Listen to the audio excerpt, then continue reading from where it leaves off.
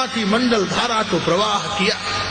जीवन का वास्तविक प्रयोजन बतलाया। केवल 2 बच्चे पैदा करके, एक मकान बनाकर, कुछ वंश चलाकर, विविध प्रकार के सुख भोगों को प्राप्त करने के लिए तो कुत्ते, बिल्ली, गाय, भैंस सभी स्वतंत्र हैं, लेकिन इस मनुष्य योनि की विशिष्टता है कि इनसे ऊपर उठकर, इन सब से मुक्त होकर, इन सब को जीतकर मृत्यु से पूर्व लोग 90 साल के लोग कहते हैं, अरे मुझे बड़ी शांति है, ये मरने से पहले मैंने मकान बना दिया, मुझे बड़ी शांति है, मरने से पहले बेटे को गद्दी पर बिठा दिया, मुझे बड़ी शांति है, ये मेरी बड़ी इच्छा थी, मैंने बचपन साइकिल पे गुजारा, मेरा बेटा गाड़ी के ऊपर चलता है, आज मेरी पत्नी के पास हीरे और पन्ने के जवाहरात और गहने हैं, लेकिन चैतन्य चरितामृत दुखी होती है, संत दुखी होते हैं कि तुमने देवताओं जैसे इस मानव देह को इतना क्षुद्र बना लिया। एक मकान बना लेना, एक गाड़ी ले लेना, कुछ पत्थर के टुकड़े जो मिट्टी से ही हीरे और पन्ने के रूप में प्रकट हुए हैं, उन्हें पहन लेना,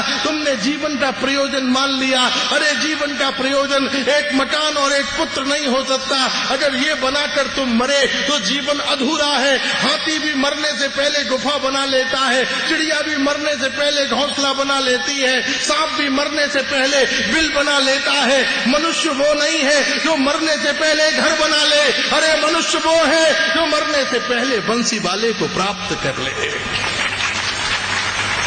जिसने मृत्यु से पूर्व श्री कृष्ण के अनंत सौंदर्य का दर्शन नहीं किया, जिसने मरने से पूर्व गुरुदेव के चरणों में बैठकर राधा गोविंद के रस महार्णव में प्रविष्ट होकर जीवन के अजस्व आनंद को प्राप्त नहीं किया। धिक्कार है उसके वंश को, धिक्कार है उसकी जाति को, धिक्कार है उसके यौवन को, धिक्कार है उसकी विद्या को। ईदृशा पुरुष भूषणम हृदयम न शुभ्रव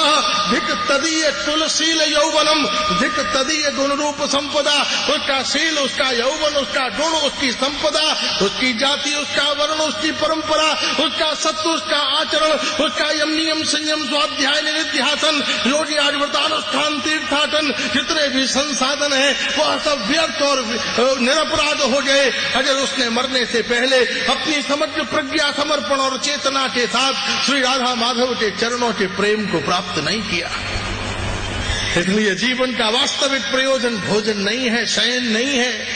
ये सारी बातें अगर इनमें ही संसार का सार होता तो बुद्ध क्यों वृक्ष के नीचे बैठते, मीरा क्यों अरावली की गिरी कंदराओं में नूपुर पहनकर नाचती, महावीर क्यों नग्न होकर समाज में चलते, क्राइस्ट क्यों सूली के ऊपर चढ़ जाते।